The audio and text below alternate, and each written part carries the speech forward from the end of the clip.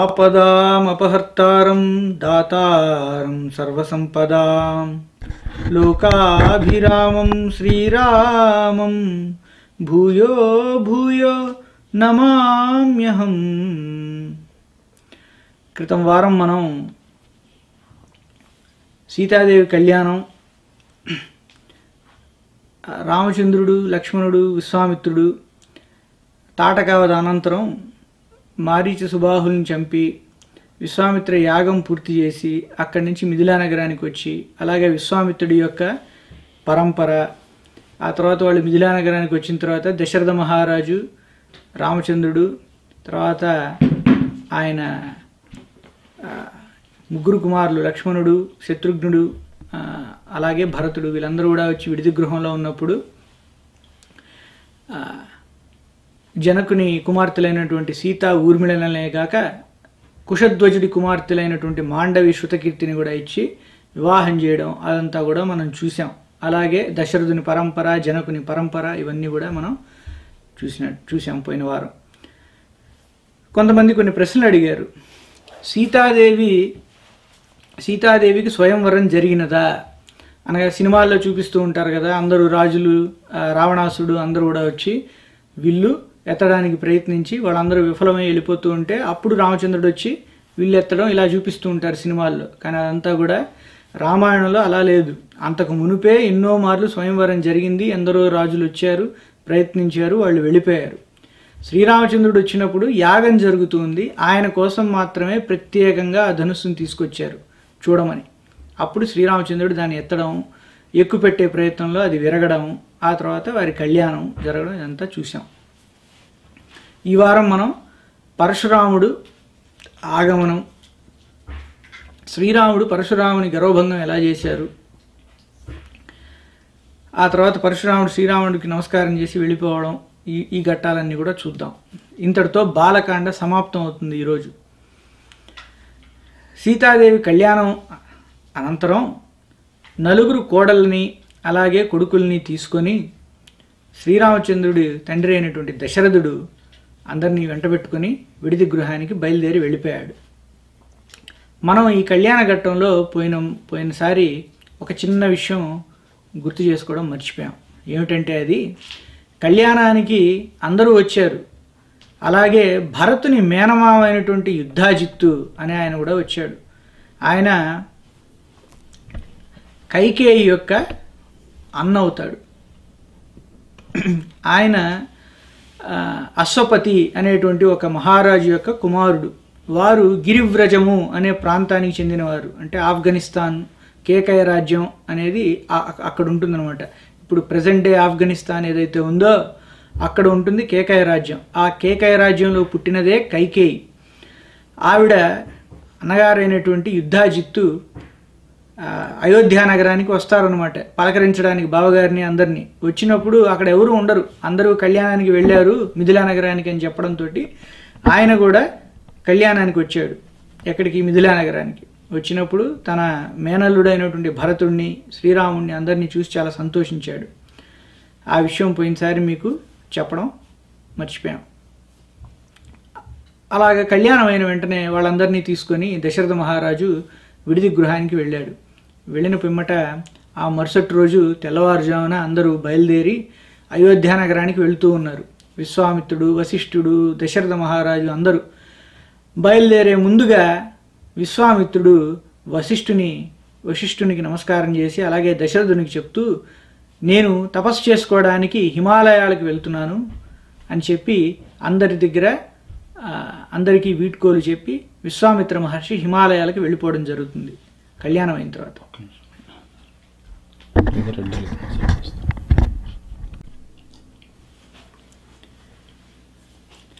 సీతాదేవి కళ్యాణం అయిన పిమ్మట విశ్వామిత్రుడు అందరికీ వీడ్కోలు చెప్పి ఆయన హిమాలయాలకి వెళ్ళిపోయాడు.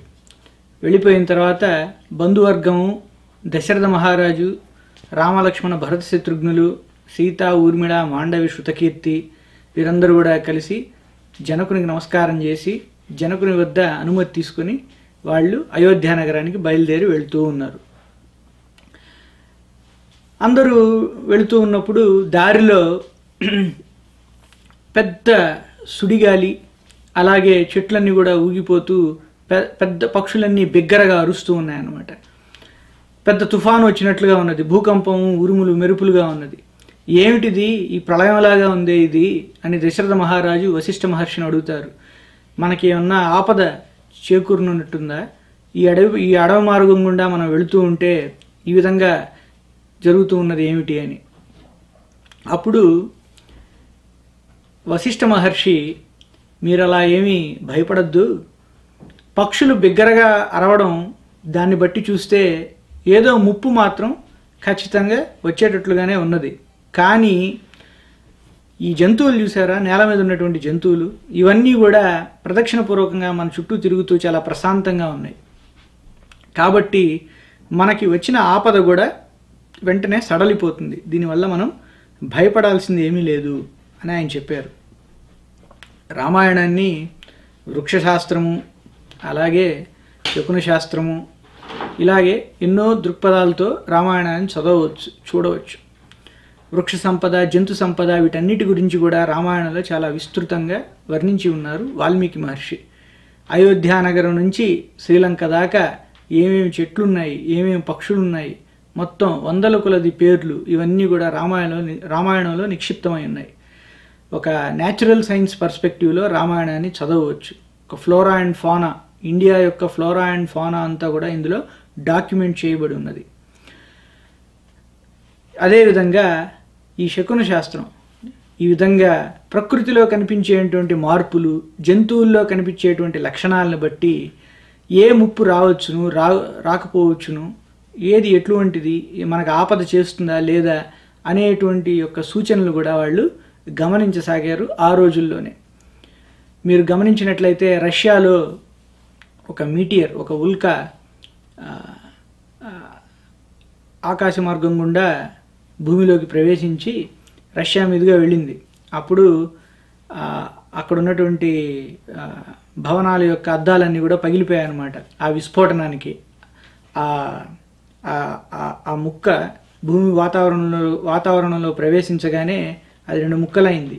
ఆ ముక్కలు అవుతున్నప్పుడుగా అది పెద్ద బాంబులాగా పేలింది అనమాట, విస్ఫోటనం చెందింది. దానికి అక్కడ ఉన్నటువంటి భవనాల అద్దాలన్నీ కూడా పగిలిపోయాయి. ఇది జరుగుతున్నప్పుడు ఇవి ఏ టెలిస్కోప్లు కానీ లేకపోతే శాటిలైట్స్ కానీ ఇవేమీ డిటెక్ట్ చేయలేదు అది వస్తున్నప్పుడు. కానీ జంతువులు మాత్రం అది రాకముందే ఒక 8 నిమిషాల ముందు నుంచి బాగా జూలో కానీ అక్కడ పెట్టినటువంటి జంతువులన్నీ కొంచెం కలవరపాటు చెంది అటు ఇటు తిరుగుతూ ఉన్నాయట. ఇవి గమనించారు టీవీ కెమెరాస్తో కూడా. అలాగే జంతువులు ప్రశాంతంగా ఉంటే మనకేమీ అవ్వదు అన్నది వాల్మీకి రామాయణంలో ఆనాడే చెప్పు ఉన్నారు. ఇప్పుడు భూకంపం వచ్చేటప్పుడు కూడా కొన్ని కుక్కలు ఇవన్నీ కూడా ముందే పసిగట్టి కొంచెం అవి చంచలత్వంతో అటు ఇటు తిరుగుతూ ఉంటాయి.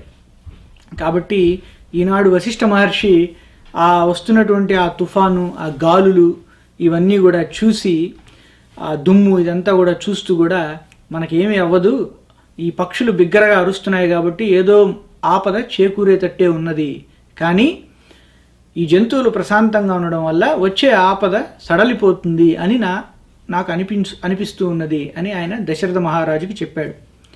చెప్పిన పిమ్మట అక్కడ ఆ తుఫాను అదంతా వస్తూ ఉన్నది, ఆ గాలి అదంతా కూడా ఒక్కసారిగా అక్కడ ప్రళయకాల రుద్రుడు వలె ఒక చేతిలో పరశు అనగా ఒక చేతిలో గొడ్డలి, ఇంకొక చేతిలో వైష్ణవ చాపం, ఆ చాపానికి అంటే వైష్ణవ ధనుస్సు, ఆ ధనుస్సుకే ఒక బాణం కూడా పెట్టి ఉన్నది అక్కడే.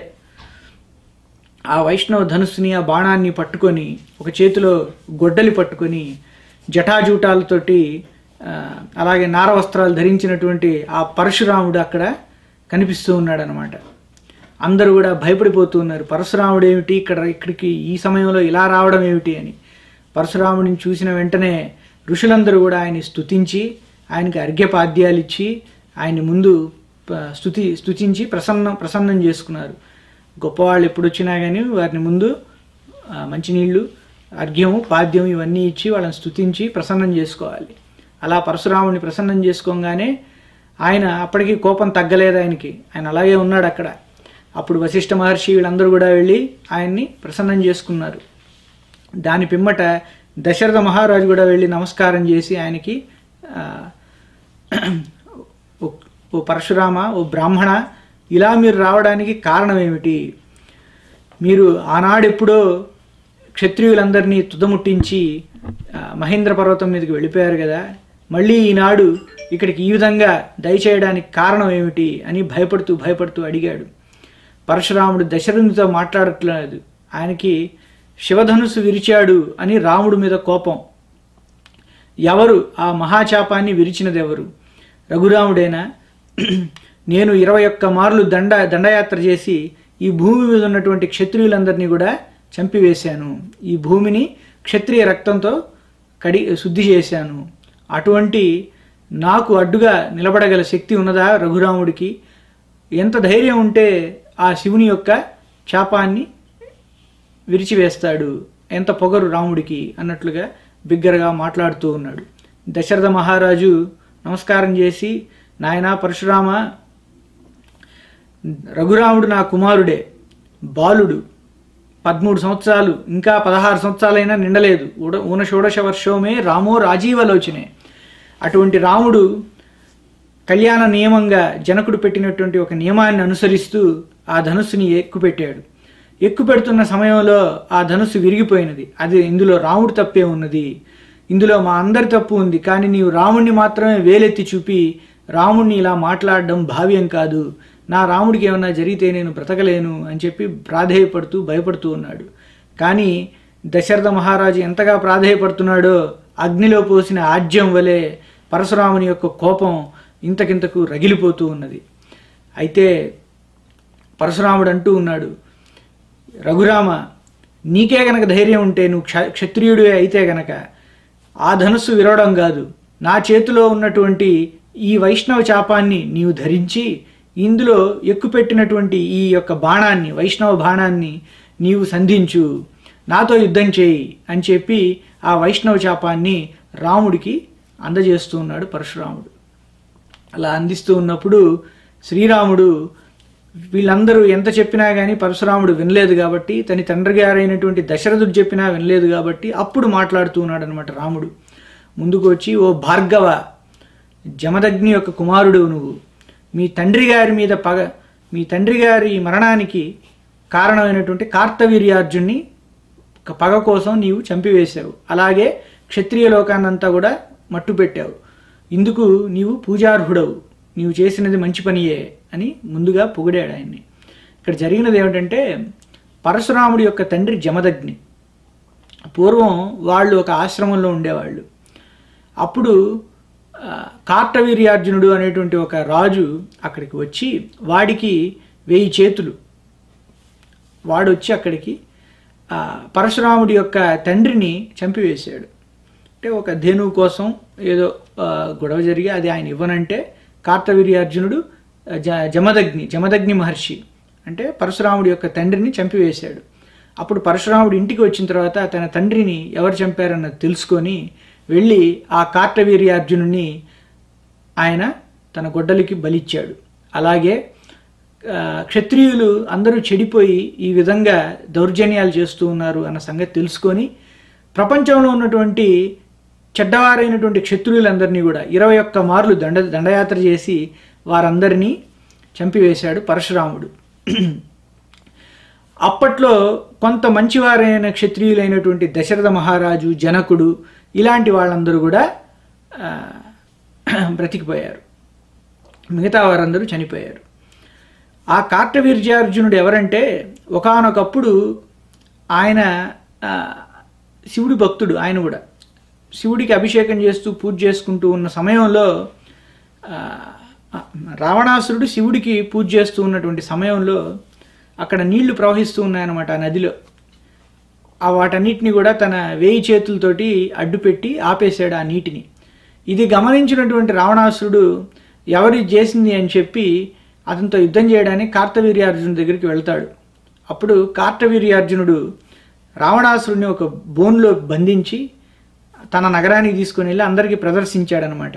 ఇదిగో వీడే రాక్షసుడైనటువంటి రావణాసురుడు అని. అంత బలవంతుడు కార్తవీర్యార్జునుడు. అటువంటి కార్తవీర్యార్జునుడిని తృణప్రాయంగా చంపివేసినటువంటి పరశురాముడు ఈరోజు రాముని ఎదురుగా నిలబడి ఈ ధనుసుని సంధించు, నాతో యుద్ధం చేయి అని అడుగుతూ ఉన్నాడు. అప్పుడు శ్రీరాముడు, ఓ భార్గవ, మీ తండ్రి గారి కోసం నీవు చేసింది మంచి విషయమే అని ఆయన అన్నాడనమాట. అప్పుడు ఆ ధనుస్సు, ఆ 2 ధనుస్సులు ఉన్నాయి కదా, వైష్ణవ ధనుస్సు అలాగే శివచాపం, వీటి గురించి పరశురాముడు శ్రీరాముడికి చెప్పడం మొదలుపెట్టాడు. ఓ రామా, ఈ ధనుస్సులు 2 కూడా విశిష్టమైనవే. పూర్వం విశ్వకర్మ అనేటువంటి ఒక దేవశిల్పి ఈ రెండింటిని నిర్మించాడు. దేవతలు విష్ణుమూర్తి గొప్పవాడా శివుడు గొప్పవాడా, ఈ ఇద్దరిలో ఎవరు గొప్పవాళ్ళు అని తేల్చుకుందామని అనుకుంటూ ఉన్న సమయంలో వాళ్ళిద్దరికీ ఒక పోటీ పెట్టారనమాట. ఈ 2 ధనుస్సుల్ని విశ్వకర్మ తయారు చేసిన పిమ్మట వైష్ణవ చాపాన్ని తీసుకొని విష్ణుమూర్తి గరుత్మంతుడి మీద వచ్చాడు. అలాగే నంది మీద శివుడు తన శివచాపాన్ని తీసుకొని ఆయన కూడా వచ్చాడు. కానీ వారిద్దరూ ఎదురుపడిన తర్వాత విష్ణుమూర్తి ఒక హుంకారం చేస్తాడు. ఆ హుంకారానికి శివుని చేతిలో ఉన్నటువంటి శివచాపం యొక్క వింటి నారి విరిగిపోతుంది, తెగిపోతుంది. అప్పుడు శివుడు ఆ ధనుస్సుని దేవతలందరికి కూడా ఇచ్చి ఆయన వెళ్ళిపోతాడు. దేవతలందరూ కూడా విష్ణుమూర్తి భగవంతుడు, విష్ణుమూర్తి గొప్పవాడు అని అనుకుంటూ ప్రశంస కొనయాడుతూ వాళ్ళందరూ కూడా వెళ్ళిపోతారు. వెళ్ళిపోతూ ఆ ధనుస్సుని, ఆ శివచాపాన్ని దేవరాత అనేటువంటి ఒక రాజుకిచ్చారు. ఆయన జనకుడి వంశంలో ఒక పూర్వీకుడు. పోయిన వారం చెప్పుకున్నాం, నీమి మిది జనక ఉదావసు నందివర్ధన సుకేతు దేవరాత. ఆ దేవరాతకి ఈ ధనుస్సునిచ్చారు.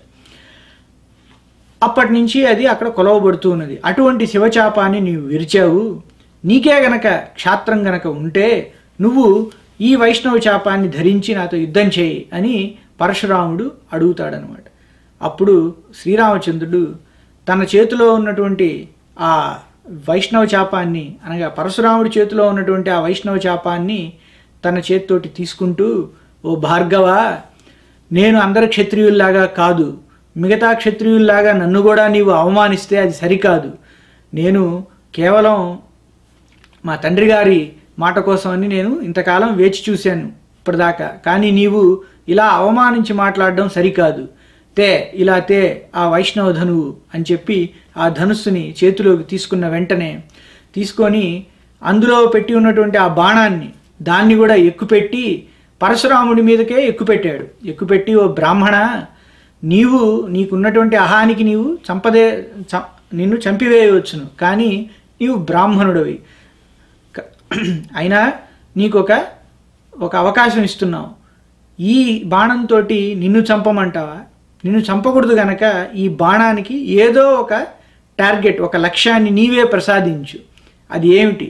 నీ గమనశక్త్యా లేకపోతే నీకున్నటువంటి తపోధనమా?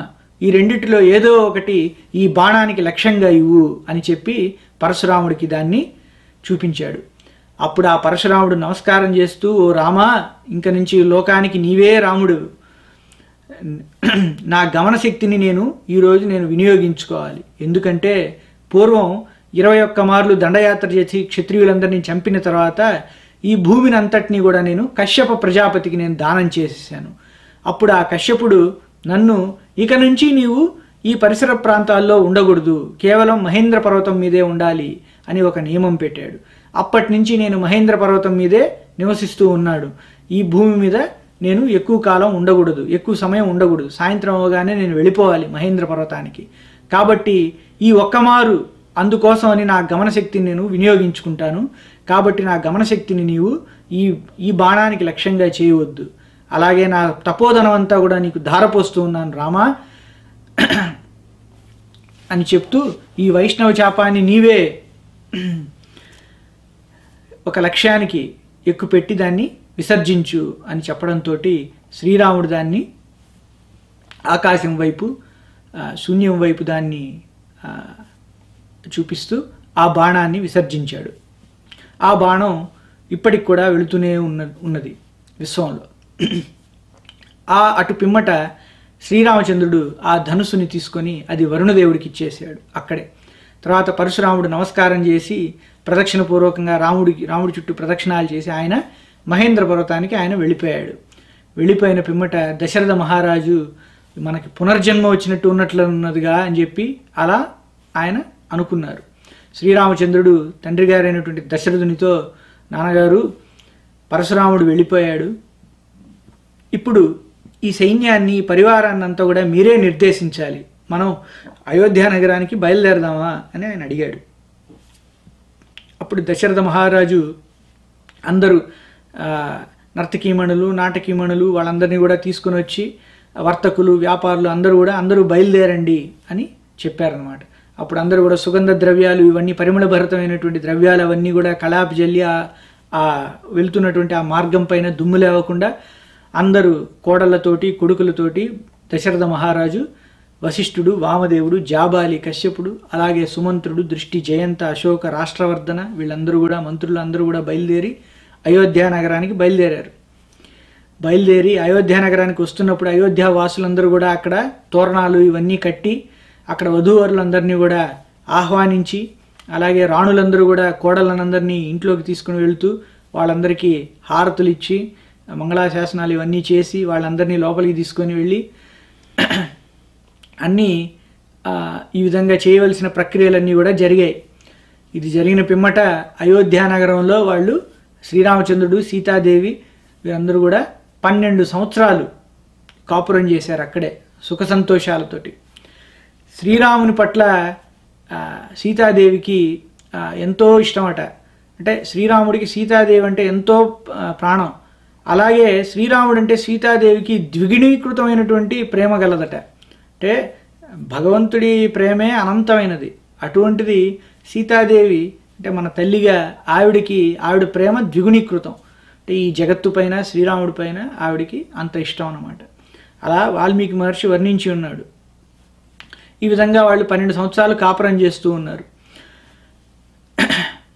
భరతుడు అశ్వపతి గారి తన తాతగారైనటువంటి అశ్వపతి ఇంటికి ఆయన వెళ్ళిపోయి ఉన్నాడు అనమాట. ఇదంతా కూడా బాలకాండ ఇంతటితో సమాప్తం అవుతుంది. సీతాదేవి శ్రీరాముడి యొక్క కాపురం ఎలా జరుగుతూ ఉన్నది అనేది వర్ణిస్తూ వాల్మీకి మహర్షి బాలకాండని ఇంతటితో సమాప్తం చేస్తారు. మనం కూడా ఈ రోజుతో ఇక్కడితో బాలకాండ మొత్తం పూర్తిగా విన్నాం. దీని తర్వాత వచ్చే శీర్షికలో మనం అయోధ్యకాండని మనం చెప్పుకుందాం.